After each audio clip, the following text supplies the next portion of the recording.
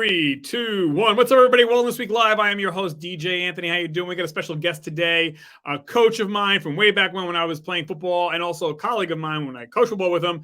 And today it's Coach Manji, our guest on Wellness Week Live. Coach, how are you? I'm doing well, Anthony. I can see you're still talking pretty fast. That's right. That's right. And I cut down on the caffeine, but but I wanted to have you on, Coach, because I wanted to talk about, look, you're and we're gonna get right to it, folks. You're. By the way, we're just talking. We're not giving any medical advice. Always check with the healthcare professionals. Okay. So it's a litigious society. I got to always stipulate that as a disclaimer. So Coach, I thought of you, and I was like, let me get a hold of Coach. And you're a man of a certain age, and how do you stay well and healthy? And what tips could you give somebody that is in their 30s or 40s? What would you tell the younger you or people that are, my age or a little bit younger? And then we're going to talk about sports, NFL particularly, especially what happened to Damar Hamlin a couple of days back. So let's start off with you, Coach. So if you're talking to somebody in their 30s and they're like, Coach Manj, how do you do it? How do you stay well and fit? What would be the first bit of advice that you would give a youngster? Well, I have to say this could take a little bit of time because I am a creature of habit. Well, number one, you have to stay active. If you rest, you rust, and that's very important. And I go through a regular routine with you every morning. I stretch 10 to 12 minutes. Make sure that all the body parts are functioning. I walk 5 miles every day. Whoa! Wow! And unless it's really icy, 5 miles, or there's lightning, and I work out every other day down here in the rec room. Wow! With dumbbells, do some calisthenics, some planks. My eating habits. The people at work, they kind of marvel at what I tell them that I eat. I have 2 pieces of wheat toast every morning with Smart Balance. Once in a while, I'll splurge and put a little jelly on it. All right. Along with the 2 cups of coffee I have before I go to work. And then I have another cup when I get to work. And then for lunch, I would say 95% of the time I'm eating cereal. Ooh, okay. I don't go for any of the hero sandwiches or the pizza and all that other stuff that everybody else gets for lunch. Right. They make fun of me, but what cereal are you having, Coach? Okay, it's, believe it or not, my number one go-to cereal is the ShopRite Honey Oats and Raisins. I highly recommend it. I have a small bowl, a cereal bowl. Actually, it's in a Frosted Flakes bowl, a plastic bowl, and skim milk, and it holds me over until dinner. Okay. And I eat a regular dinner. I don't skimp at all on dinner. Right. Okay. And I have to admit, now hopefully my doctors aren't hearing this, but I'm going to have my pizza on Friday nights with a beer. You got it, right? You got to live a little bit. I get it. Absolutely. And, I'm having my macaroni, my pasta. Right. And, but basically I am a creature of habit. And now you mentioned your beer. So that was my question I was about to ask you is, now, are you a drinker? Meaning, do you drink daily? Or is it just once a week you wind down with a beer? Because you got people out there every night they're having a half a bottle of wine or 2 or 3 beers a day. It's like I don't know. Yeah. I mean, but hey. No, I have. I will have a glass of wine most evenings, and I will have a beer with my pizza on Friday nights. Right. And if we're going out socially, out to dinner, I'll have a beer or a glass of wine. If we're at a family function, I'll have a beer or a glass of wine, but I'm not an abusive drinker of anything of that matter. Right. Now, also, let me ask you this, because I'm a big proponent. I always say the number one thing above, in my opinion, the number one thing above exercise, above nutrition, is getting good quality sleep. Would you say that that is something that you do? Do you get good quality sleep, or no? Well, here's the deal. Years ago, I would go to bed 11:30. Right. Now I find myself going to bed more like 10:30, 10:30, 11 o'clock. Once again, a creature of habit. And I'll get up at 5:30 to do my workout, and then have breakfast and then go to work.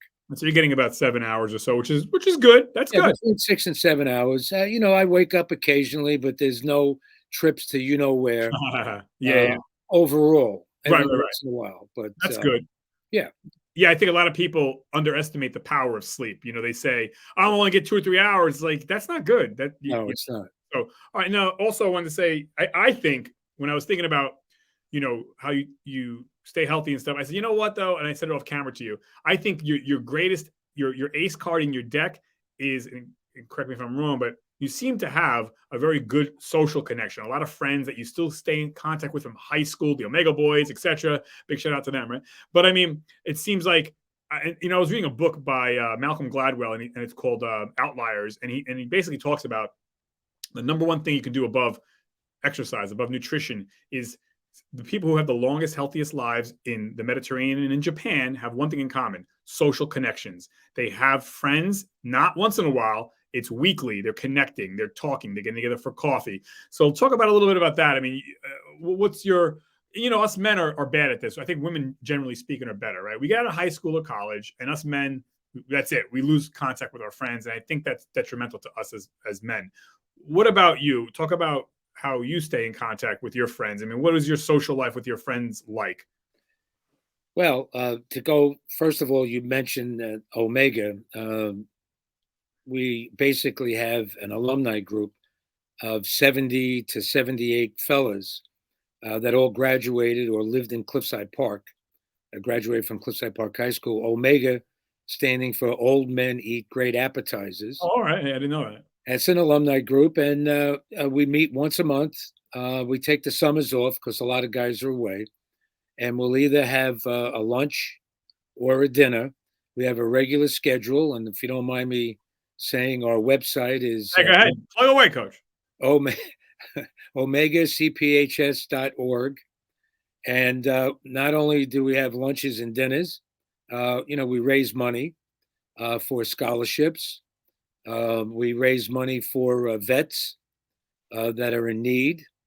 And we also support some private organizations, MS, autism, things of that nature. Wow. So we charge each other dues, we Right. fundraise, and we have a Facebook page as well. Wow. I'm very proud to say that when we first started this group, 3, besides myself, we call ourselves, quote, the core 4 of the Omega Boys. Wow. We've been friends since the 4th grade. Wow. And Wow. we talk quite often. And that meeting once a month, and I'm sure you would concur with this, that meeting once a month actually proliferates into staying in contact every week somehow, some way, which is life-giving to any human being. You need to have these connections aside from family. Family is very important, but you also need friends. You can't put everything on your wife or husband. They can't be everything to you. They're not God. We're meant to have friends. It's amazing that you have these friends since 4th grade, and you do things that are altruistic, bigger than yourselves. I didn't know that you guys are donating money and time and efforts to veterans and people that go to college. That gives you purpose in life, versus a lot of men and women your age. And I know a few of them in my circle. They sit home, they watch television all day long, and that's it. They're dying quickly. I mean, and it's sad, but that's a lot of Americans, and that's very refreshing that if we can do that, I can do that, my generation or younger. There's a lot of great things that come with that. Well, I'm still active. I mean, I'm still working on a part-time basis. I work at Bergen Tech Adult Education. I'm the admissions counselor, and quite often I'll tell some of the clients that are coming in that this is my hobby. I'm not handy. Right. I grab a power tool. Everybody gets nervous.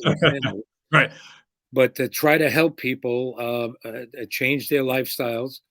We work with plumbers, electricians, heating and air conditioning technicians, business professionals, people that want to take a different route in their lives. I'm sorry. No. I just that's my basic hobby. Besides playing golf, I don't play golf very well. As a matter of fact, I stink. Hey. But I want to continue to stink. Right. And there's no more coaching involved. So I watch a lot of the Princeton basketball games. Our son Christopher is on the basketball staff for the men's program. There's a little shout out right over There here. I you don't go. know if you Princeton, can see baby. it. Jersey, baby. Jersey. Yep. The grandkids, Keep keep busy. us busy. Yeah. Not Well, quite, not Coach, quite. Go that ahead. was another thing I wanted to touch on. You have a job. You don't need to have a job, but that's Right. another thing I think that kills people prematurely is once they get to 65, they retire, which basically means here we go again. They're sitting on the television and maybe going to some box store, and that's their day. You have a purpose. You're helping people, whether it's through the Omega Boys or through your job with the trade schools and stuff. I think when people don't have a purpose, once the kids are grown and they retire, I think that's when the death starts settling in because it's like, why am I alive? And I know a few people that, again, in my circle that they've all but checked out, and it's sad because they're relatively young, but they retired and it's a wrap. They're just waiting to die, and it's kind of sad. So, but that's refreshing that you're alive, you're doing stuff. You're just because someone's retired doesn't mean you sit in home and look at the wall. Right. You're giving back in so many ways. And again, I don't have to kiss up to you. It's just that's a fact. No, but I see that, and I'm like, yeah, I want to emulate some of that, and I hope that people watching this will see that too.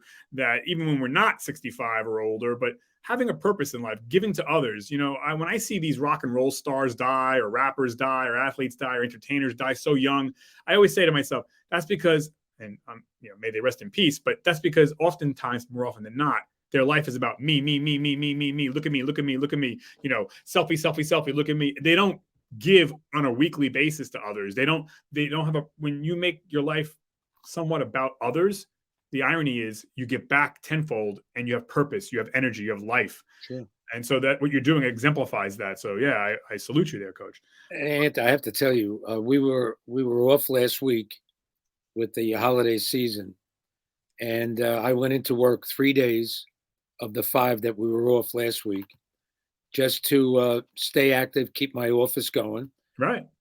This past Monday after New Year's, I was here, and I hope Karen doesn't hear this, but my wife, Karen, I was actually walking around the house with my hands in my pockets because I don't have any hobbies. Watching basketball now with the Tigers, they tease me, they make fun of me. I try to analyze, I try to learn.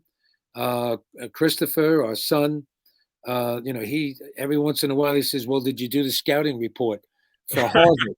And I would give him my 2 cents. But you got to stay busy. You have to stay busy. And again, you got guys out there in their 30s. It's a wrap. They got married, they get a job, they have the 2.5 kids, and they use that as an excuse that they're busy. Like nobody else has a kid, nobody else has kids, nobody else is married, nobody else has a job, and that they use that excuse to just kill themselves, eat garbage, sit all day, and it's unfortunate. And you're a good example of that. You have a family, you have a life too, and I tell people, me too.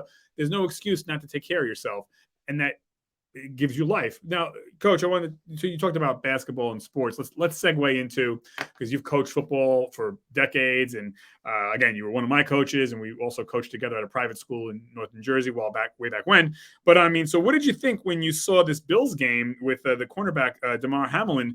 When I initially saw it, I was like, okay, what's the problem? He got hit, he got back up, and then oh wow, he passed out. Oh my God, he's not getting up. And then I was like, this is bad. And what did you think when you first saw the play? Well, I'm going to be very honest with you. My first impression is every time you walk out of your house, you're taking chances. True. And it was a freak of nature, this young man getting hit in the chest. And by the way, earlier this evening, we found out that now he's communicating. Yes, thank God. And I'm happy to hear that. Yeah. When you're an athlete and you walk into the arena of competition, I would say 95% of our sports, you could possibly get injured. Now, you're talking to somebody as a high school football player first, and then a collegiate football player later. All the way up through my junior year, I wore a leather helmet with 2 little bars going across and no mouthpiece. Wow. And then all of a sudden, our senior year, we got plastic helmets. And then when you get to college, and of course, the mouthpiece is required and all that other stuff. But just think about this. What does a boxer think about when he walks into the arena? What about somebody that gets into the batter's box and the ball's coming at him at 95 miles an hour? What about a race car driver? What about a jockey on a horse that the horse can collapse? So, I mean, everything. Christopher Reeve, quadriplegic on a horse. Yeah. Right. I mean, when you think about it, we all take chances. And I'm going to say this to you: driving down the street one day with the family, uh, a limb from a tree fell right on our car. So, I mean, who's to say, what's right, what's wrong? Right. I think there's more positives to sports, even football. I think there's more positives when you weigh it out than negatives from sports, particularly football. I think football gets a little bit of a bad rap, but I mean, that coach. I mean, I don't know. You could tell me. I think you had mentioned it before, but do you see that football registrations are dropping? In general, I mean, it doesn't seem like kids are gravitating to American football as much. Would that be a fair assessment? Well, I've always said this and we're talking about high school now. Okay, the numbers for high school kids. I've always said I wanted our practices to start September 1st. Now it's 12 months out of the year. Right. I can understand the weight room training. I've always encouraged our football players to participate in other sports. Right. But now what's happening is you want to be a football player on a high school team. You're training 12 months out of the year for one particular sport. I think it's good. Now, young people deserve to have a break. They should have their summers with their families and to themselves. Right. So, other words, starting with these 7-on-7 leagues, which I actually was one of the pioneers of the 7-on-7 leagues for high schools. Right. But it was one day a week. Right. And then the next day we would be in the weight room going over the things that we did right and wrong. Right. But now what's happening is we're asking our kids to be up on the field in June. Right. Because you're getting ready for a 7-on-7 tournament, which is costing you a lot of money for one day of competition. Right. So when you cross train too, right? As you know, I mean, giving kids an opportunity to play other sports also helps reduce injuries because you're working different muscle groups. Exactly. So participating in one sport, September 1st, that's my goal. Right. That I always wanted for our athletes. But unfortunately, the other teams are training August 1st. And they're at an advantage if we start September 1st. It's an arms race. In fact, the games are even played now before September 1st. But do you see, I think anecdotally, I think that less and less kids are even playing American football. I think they're doing other sports. I think American football is a dying sport. I mean, what do you think? Well, I don't think it's dying. I just think that what happens is a young man or a young woman has to make a decision.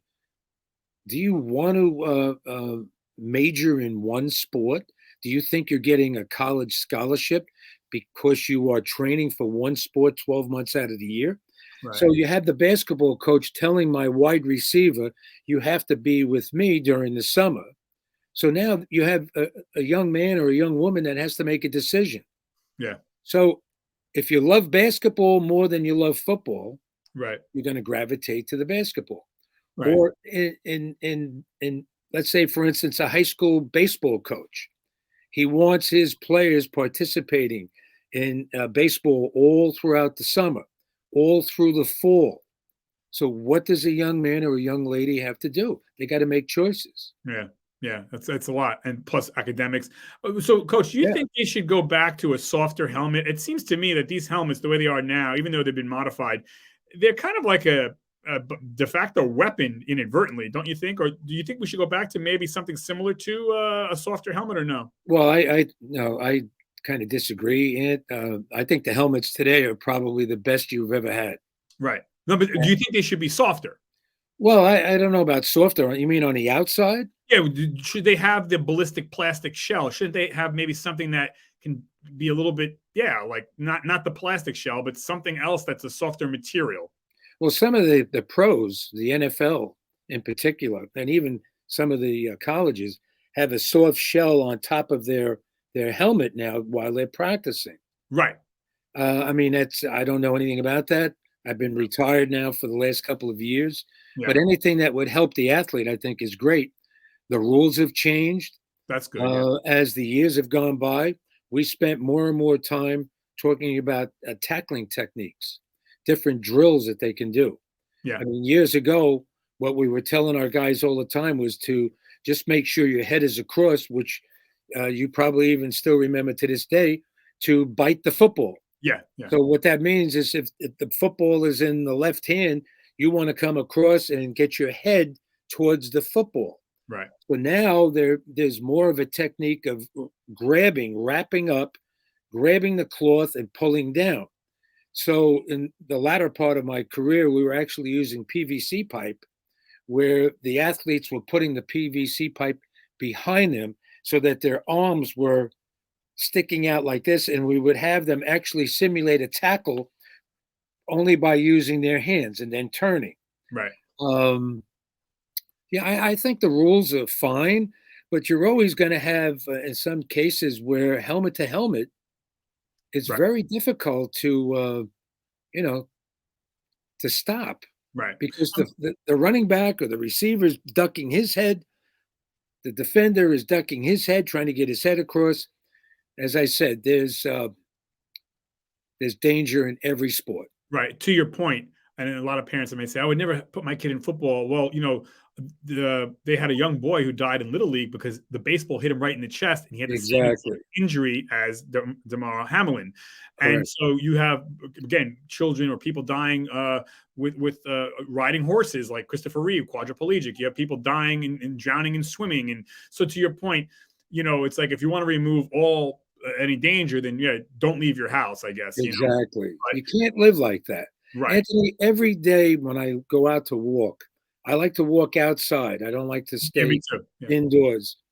And I mean, you never know when somebody's texting, they don't see you.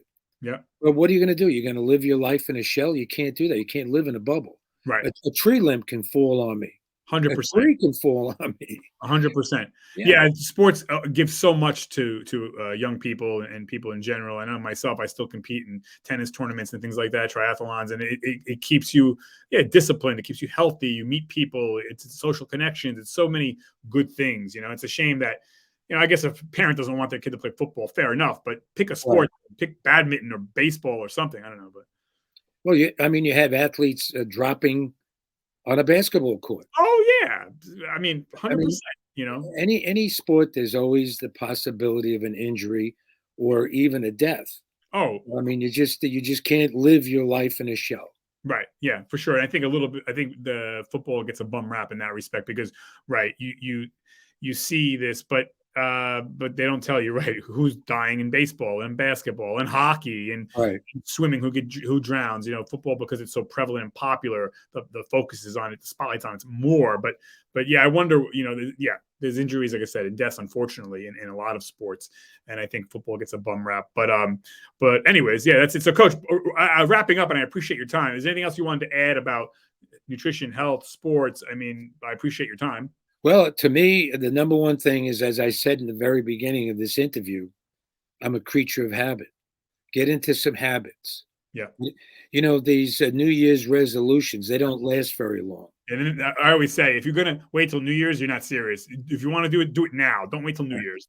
I know when I was playing linebacker in college, I was 217 pounds. Oh. I'm 205 pounds now. The only difference is that the waistline has gotten a little bit bigger. Hey. But you have to watch what you eat. 100%. I love candy, and they're always keeping an eye on me to make sure that I don't eat too much candy. But, the daily pieces of toast, Smart Balance, the cereal that I have for lunch. Yep. We just had a wonderful dinner before we got on the air here, a well-balanced meal. Karen takes very good care of me. And keep those social connections. Social connections are critical. And sometimes I feel sorry for my friends when they call me on the phone and say, listen, I can't talk right now. I'm in my office. And they want to go on for 15 or 20 minutes because I love them dearly. Right. But I can't spend 20 minutes because I'm in the middle of doing something. You can't be everything to everyone. Right. Yeah, no, absolutely. Coach, I appreciate your time. And folks, don't forget, click the like button. And if you like this episode, share it with somebody. And thanks for watching. Coach, thank you for making the time, everyone. Thank you, Coach. Anthony, thank you very much. Okay. I'm signing this off. 5, 4, 3, 2, 1.